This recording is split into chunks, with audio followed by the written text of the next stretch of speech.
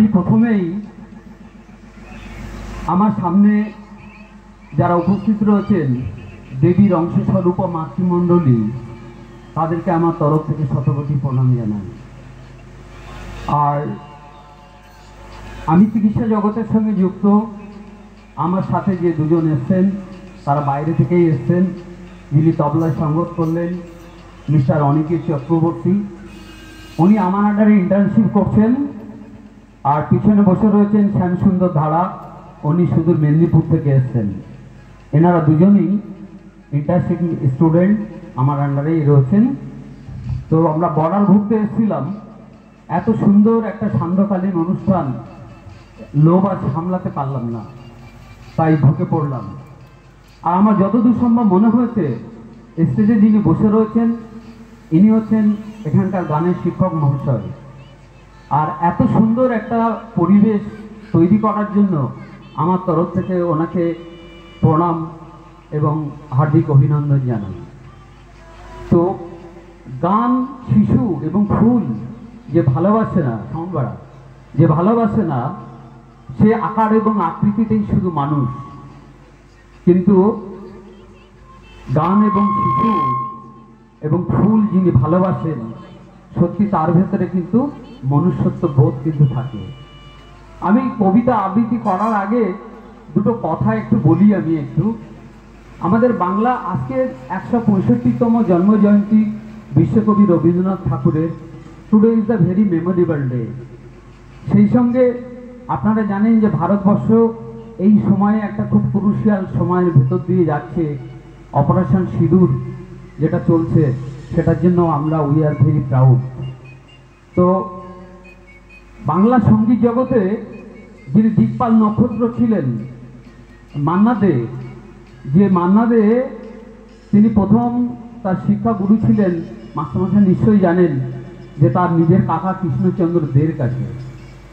তো কৃষ্ণচন্দ্র দের হাত ধরে তিনি মুম্বাই পাড়ি দিয়েছিলেন এবং বাংলা এবং হিন্দি গানের প্লেব্যাক সিঙ্গার হিসাবে ওনাকে তুলে এনেছিলেন। উনি প্রতিদিন সকালবেলা মুম্বাইয়ের বিচে উনি মর্নিং ওয়াক করতে যেতেন। তো মর্নিং ওয়াক করতে যেতে যেতে একজন মহিলার সাথে ওনার আলাপ হয়েছিল। তো আলাপ হওয়ার পরে তার সাথে প্রথমে প্রণয়, তারপরে বিবাহ বন্ধনে আবদ্ধ হলেন। তার নাম ছিল সুলোচনা। তিনি একজন মারাঠি মহিলা। তো মান্না দে তাকে খুব আদর করে সুলু বলে ডাকতেন। বিয়ের পর তারা বাংলাতে ফিরে এলেন। তাদের দুই কন্যা সন্তান ছিল, একজন ছিল তার ফুসফুসটা আর একজন হার্ট। দুজনকে ভীষণ ভালোবাসতেন। তো হঠাৎ করে তাদের সংসারে একদিন কালো মেঘের ঘন ঘটা ঘনিয়ে এলো, ভীষণ ঝামেলা। সুলোচনা বলছে যে তোমার ঘর আমি আর করবো না, আমি চিরদিনের মতো মুম্বাই পাড়ি দিলাম। দুই মেয়েকে নিয়ে তিনি প্লেন ধরে মুম্বাই পাড়ি দিলেন। মন মরা হয়ে মান্না দে ভীষণ কান্নাকাটি করছেন। দুই মেয়ের জন্য তার প্রাণ বিচলিত, কাউকে কিছু বলতে পারছেন না। তিনি এত কষ্ট পাচ্ছেন। সেই কষ্টের ভেতর দিয়ে তার এক বিশেষ বন্ধু, তিনিও বাংলা সঙ্গীত জগতের একজন দিকপাল নক্ষত্র এবং সুরকার এবং সঙ্গীতজ্ঞ, তিনি হচ্ছেন পুলক বন্দ্যোপাধ্যায়। পুলক বন্দ্যোপাধ্যায় মান্নাদের বাড়ি এসছেন। এসে দেখছেন মান্নাদা মনমরা হয়ে বসে রয়েছেন। বলছে, মান্নাদা আপনি বসে আছেন মনমরা হয়ে, বৌদি কোথায়, মেয়েরা কোথায়, আমাকে চা দেবে না? তখন মান্নাদের সমস্ত গল্পটা খুলে বললেন এবং হাউ হাউ করে কেঁদে পুলক বন্দ্যোপাধ্যায়কে জড়িয়ে ধরলেন। তো পুলক বন্দ্যোপাধ্যায় খুব মাইনিউরলি শুনলেন। শোনার পরে বললেন, মান্নাদা আরে এটা নিয়ে তুমি চিন্তা করো না, কিছু ভেবো না, আমি 24 ঘন্টা টাইম দিন, এটা আমি ব্যবস্থা করে দেবো। বলছি, কি বলছিস পুলক? সুলু বলে গেছে জীবনে কোনোদিন সে আর আমার সংসারে ফিরবে না, আর তুই বলছিস 24 ঘন্টার ভেতরে ব্যাপারটাকে সলভ করবি? বলছে, তোমাকে কে রান্না করে দিচ্ছে? বলছে, আমি নিজেই করছি। বলছে, তুমি কিচেনে যাও, আমার জন্য রান্না করো, দুপুরে তোমার সাথে লাঞ্চ করবো আমি, তুমি আমাকে একটা খাতা পেন দিয়ে যাও। পুলক বন্দ্যোপাধ্যায় একটা গান লিখে ফেললেন। তারপর মান্না দেখে ডাকলেন। ডাকার পর তার দ্বারা সুর করালেন, গানটা গাওয়ালেন। তারপর মিউজিশিয়ানদের উনি আলটিমেটাম দিলেন। তারপর স্টুডিওতে সমস্ত মিউজিশিয়ানদের ডেকে পরদিন সেই গানের রেকর্ডিং শুরু হলো।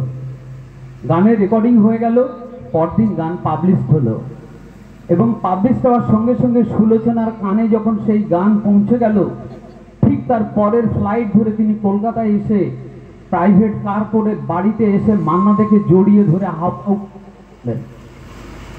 এই হচ্ছে গান, এই হচ্ছে সঙ্গীত। একটা ভাঙা সংসারকে জোড়া লাগিয়ে দিয়েছিল।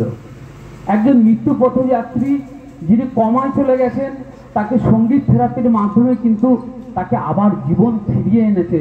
এরকম ঘটনা, এরকম ইতিহাস কিন্তু বিশ্ব তথা ভারতবর্ষে কিন্তু অনেক রয়েছে। যাই হোক, আমি আর বেশি দীর্ঘায়িত করছি না।